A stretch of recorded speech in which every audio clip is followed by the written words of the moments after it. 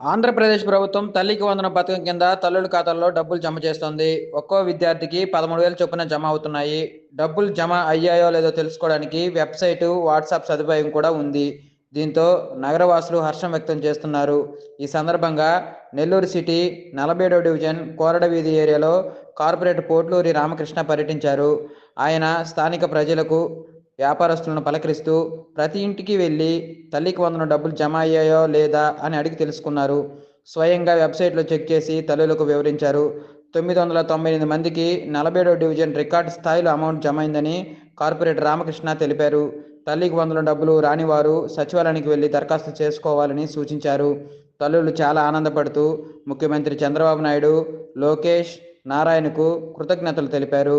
అర్హత ఉండి డబ్బులు రానివారు ఫిర్యాదు చేయవచ్చని వివరించారు. మహిళా సాధికారతకు ప్రభుత్వం పెద్దపీట వేస్తుందని పేర్కొన్నారు.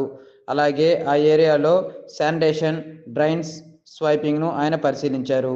ఈ కార్యక్రమంలో యూనిట్ ఇన్ఛార్జ్ రెహమాన్, కె రాజా, బిఎల్సి ఆర్కాట్ సీను, బిఎల్ఏ పిల్ల ప్రసాద్, సిహెచ్ గిరిధర్, ఆర్వి గిరి, మహంకాళి, సురేంద్ర, పి శ్రీకాంత్ తదితరులు పాల్గొన్నారు.